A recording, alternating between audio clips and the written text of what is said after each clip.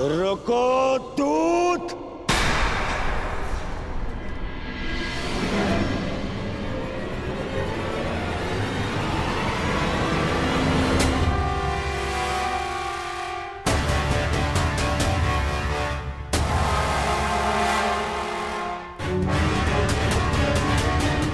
मैंने तुम्हें जाने की आज्ञा नहीं दी है अभी।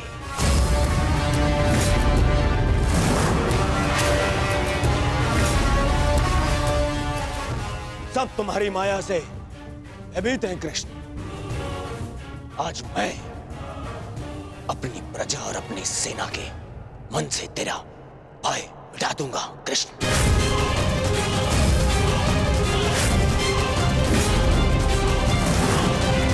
तुम हस्तिनापुर से बाहर नहीं जाओगे।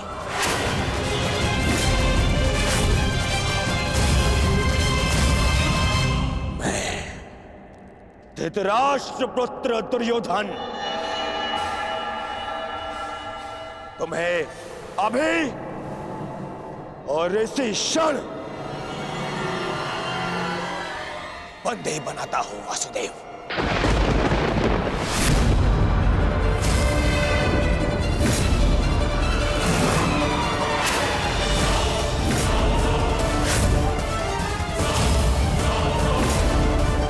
सैनिकों, बंदी बनाओ इस छलिए को।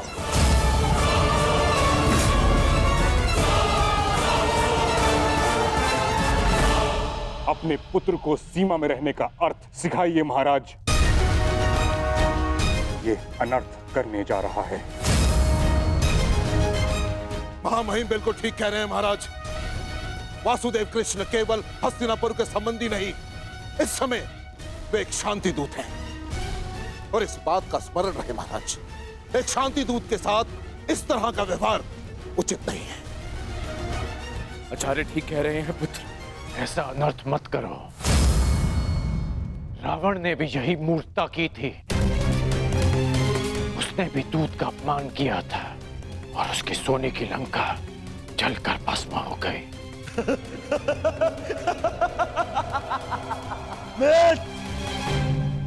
रावण मूर्ख था जो सामान्य रस्सी से हनुमान को बांधने चला था, परंतु मैंने इस विशेष दूत के लिए एक विशेष धातु की श्रृंखला बनवाई है।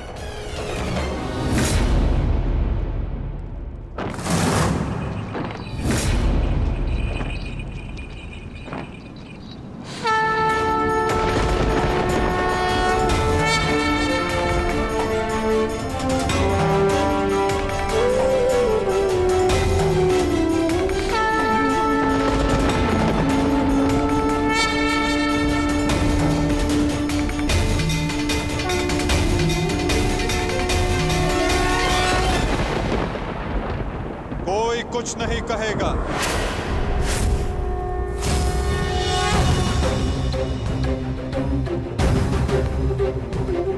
मेरा आप सबसे निवेदन है कि मेरे और दुर्योधन के मध्य में ना आए और साक्षी बने इस क्षण की।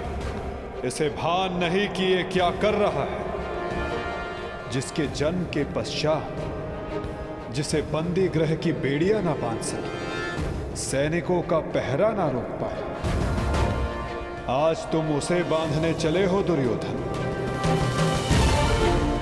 सामर्थ्य है तुम्हें तो बढ़ो आगे, हो सके तो साधो मुझे दुर्योधन। अपने इन श्रृंखलाओं में बांधने का प्रयास करो।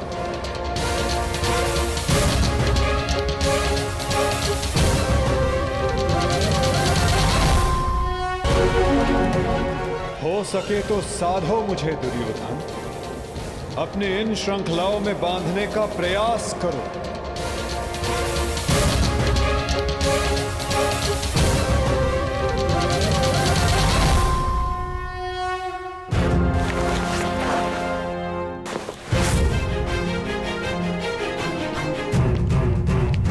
उठो उस तेरे को।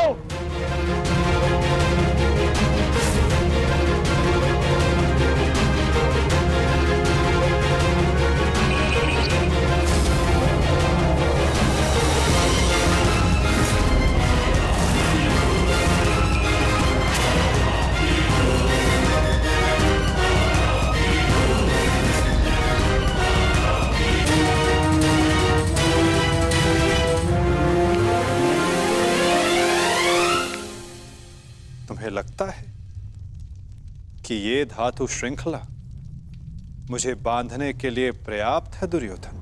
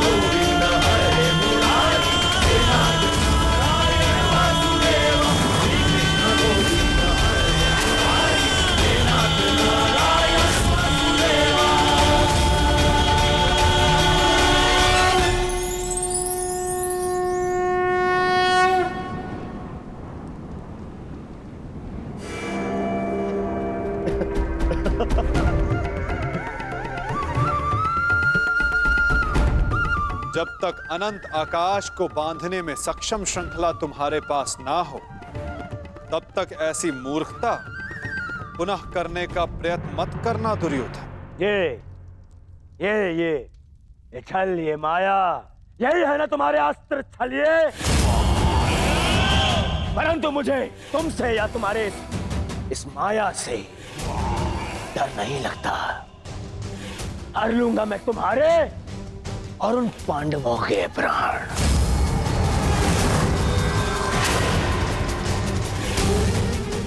स्मरण रखना कि इस महायुद्ध में अंत करेगा तुम्हारा और उन पांडवों का यह दुर्योधन।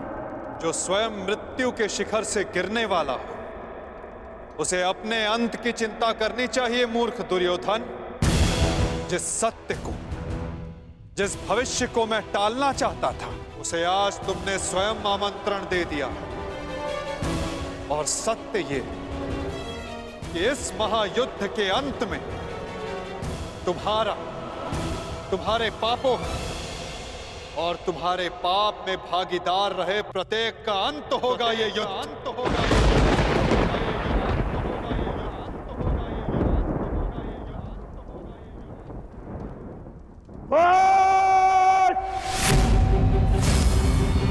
मेरे राज्य में, मेरे ही सभा में आके मुझे धमकी देता है छलिए। तुम्हारा राज्य, तुम्हारी सभा, इस राजसभा के समक्ष कितना सा आकार है तुम्हारा दुर्योधन? और हस्तिनापुर के समक्ष कितनी सी है ये सभा? और इस पृथ्वी के सामने कितना सा है हस्तिनापुर? और इस ब्रह्मांड में क्या स्थान रखती है ये पृथ्वी? यदि मनुष्य का अभिमान और दम उसके आकार से अधिक बड़ा हो जाए, तो वही मनुष्य को स्वयं अपने बोझ से मार डालता है। और तुम्हारे अंत का कारण भी यही अभिमान होगा दुर्योधन। और तुम्हारा अंत भी तुम्हारे इसी अभिमान से होगा दुर्योधन।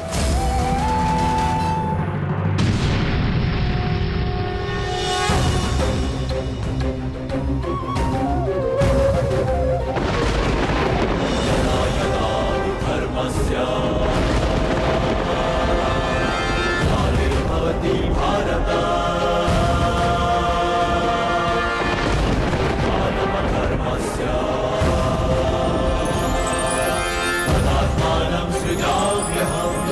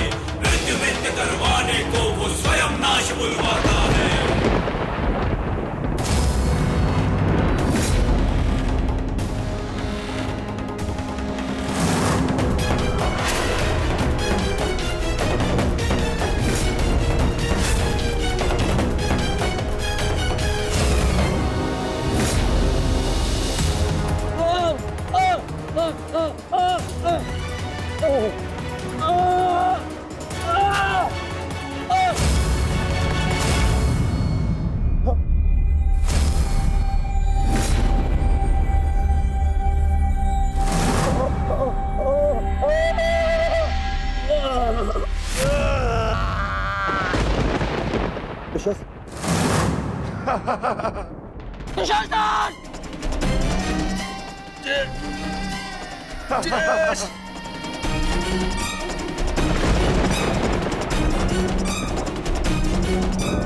सब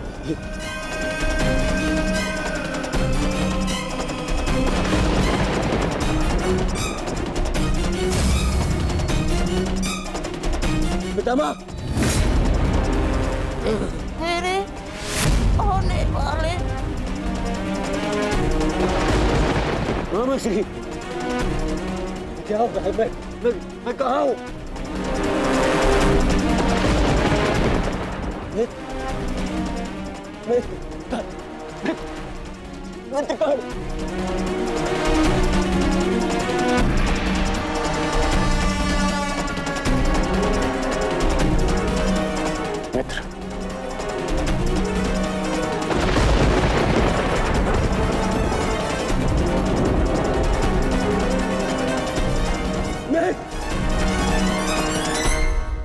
मैत्रिका,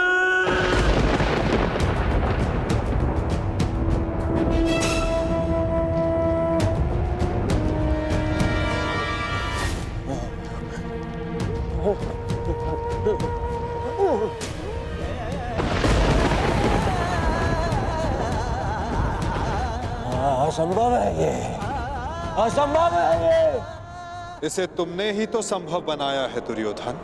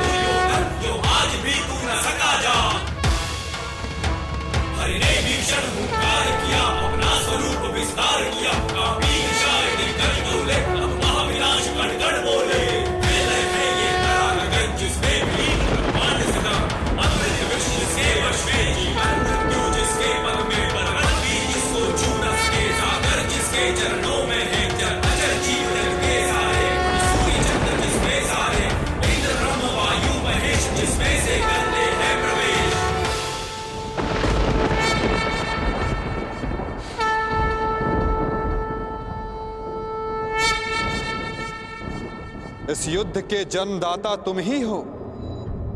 ध्यान से देखो इसे, ये कुरुक्षेत्र है। ये तुम्हारे अहंकार का परिणाम है दुर्योधन। तुम्हारे छल का निष्कर्ष है ये तुम्हारे मद का, तुम्हारे कर्मों का फल है दुर्योधन। ये उस पाप का परिणाम है दुर्योधन जो भरी सभा में याज्ञसेनी के साथ हुआ। ये उस श्राप का परिणाम है जो पांचाली के धड़कते हृदय से निकला। देखो मूर्ख,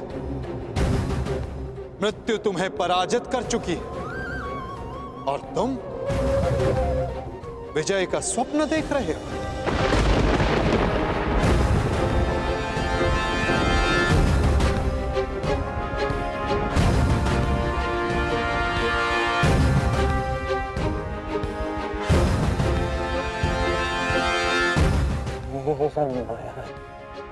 ये सब माया है।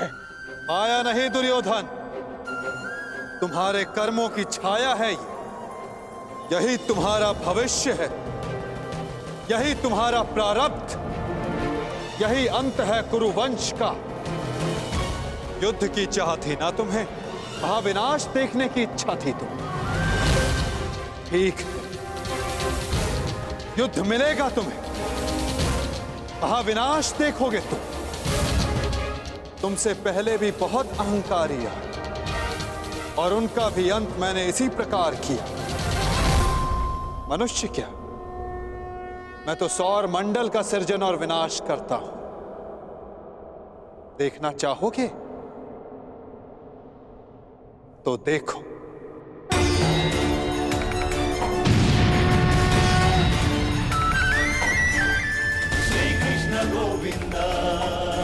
उधर देखो दुर्योधन।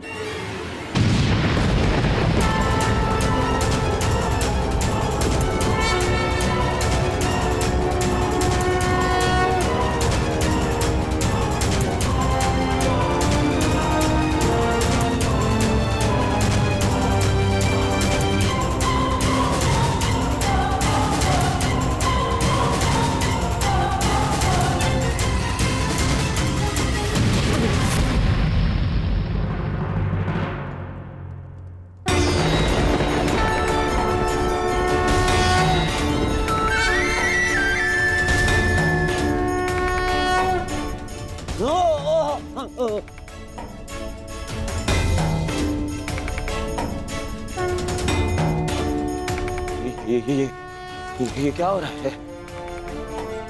नहीं, ये सब मिथ्या है। ये मिथ्या है। ये मिथ्या तुम्हारा अहंकार है दुर्योधन। मिथ्या ये सभा है। सत्य तो वो है जो तुम कभी समझ ही नहीं पाए। वो सत्य जो मैंने अभी तुम्हें दिखाया।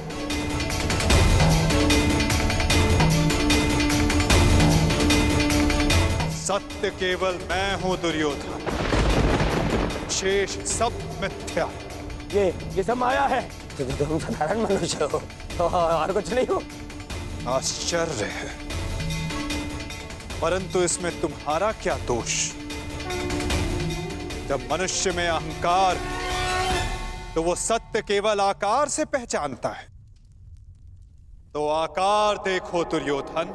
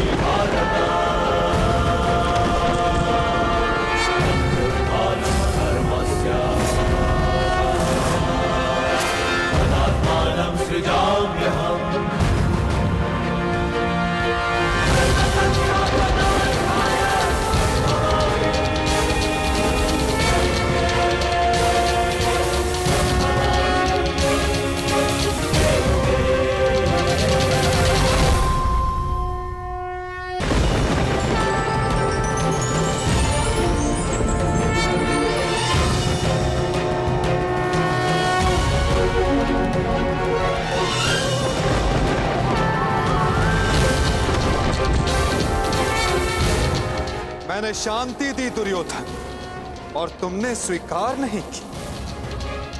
मैंने मैत्री दी, परंतु अपने अहंकार के आगे तुम्हें मैत्री का मूल्य समझ नहीं आया।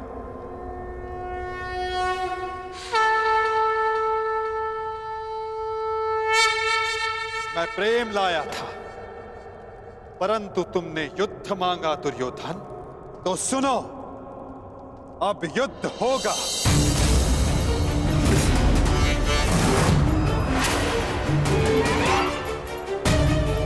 मैं जीवन का संदेश लाया था, तुमने मृत्यु का विकल्प चुना। तो मैं मृत्यु दूंगा।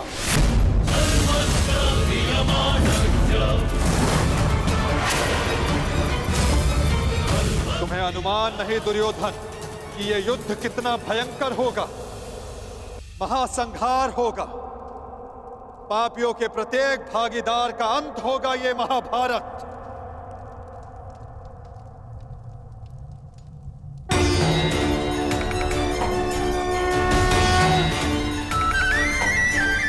श्री कृष्ण गोविंद हरे मुरारी, हे नाथ नारायण वासुदेवा।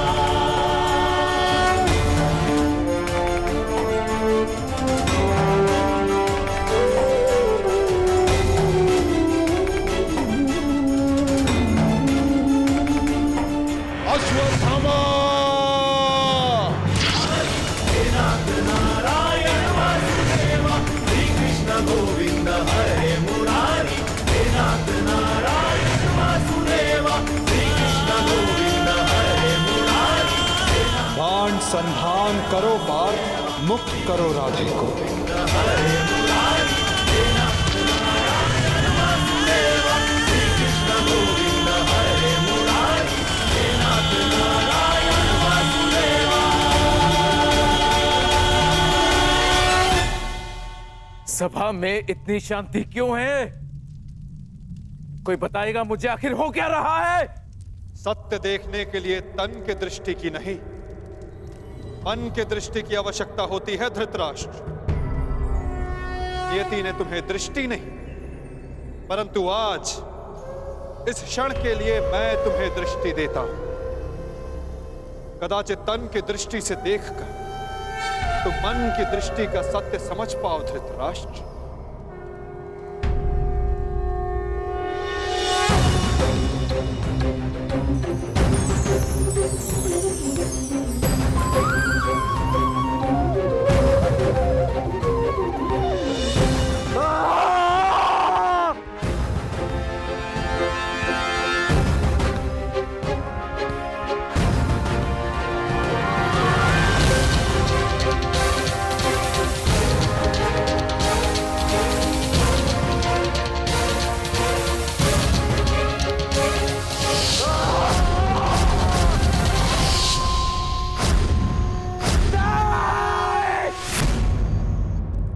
नहीं चाहिए ये दृष्टि मुझे, वापस ले लो। ये क्या अनर्थ दिखा दिया मुझे। वासुदेव, ले लो, वापस ले लो।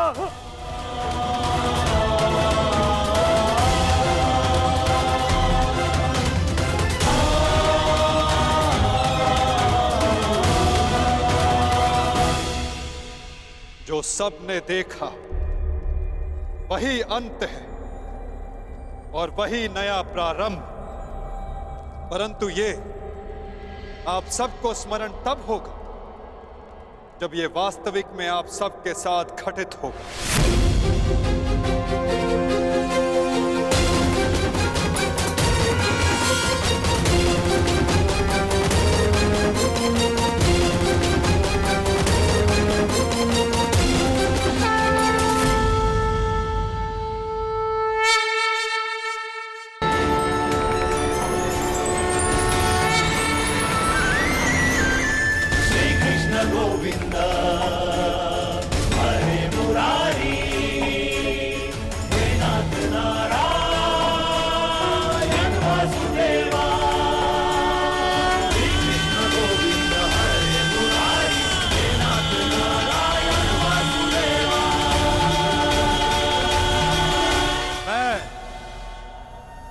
वासुदेव इस महायुद्ध, इस महाभारत की घोषणा करता हूं।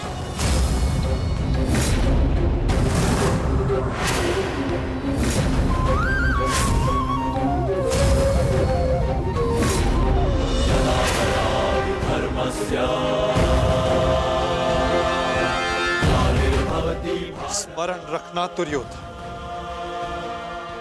तुम्हारे इस अभिमान के साथ साथ तुम भी इस धरा पर ऐसे गिरोगे कि कभी उठ नहीं पाओगे। इस महाहिंसा, इस महाविनाश के उत्तरदायित्व का बोझ तुम अपने साथ दूसरे लोक लेकर जाओगे दुर्योधन।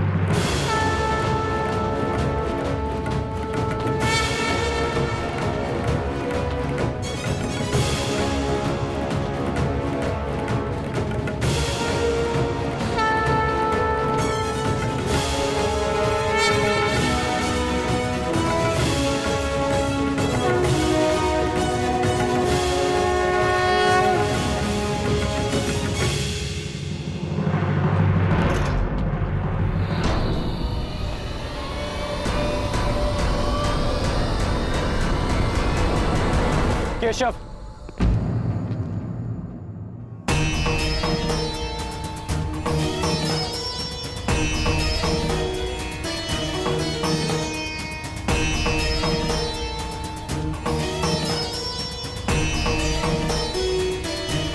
मुझे सदा से भान था कि आप साधारण मनुष्य नहीं हैं।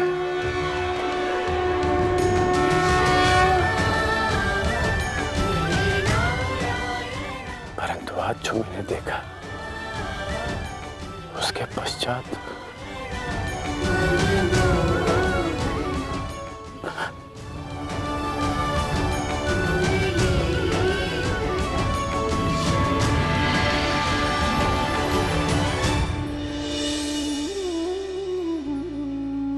मेरे साथ आओ मित्र। ये स्थान अब वार्ता करने के लिए उचित नहीं रहा। यहां शब्दों का कोई मोल नहीं।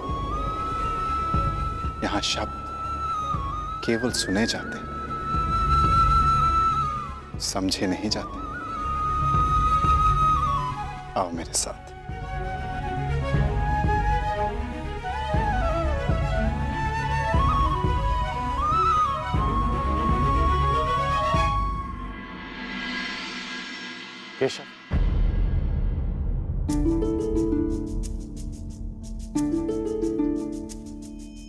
शांति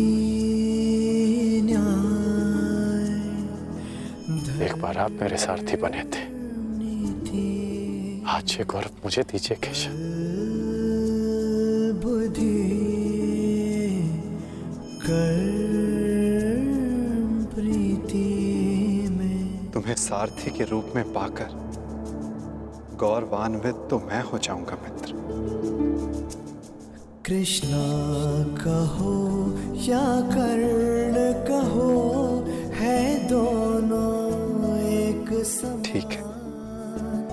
कृष्णा कहो या कर्ण कहो, है दोनों एक समान।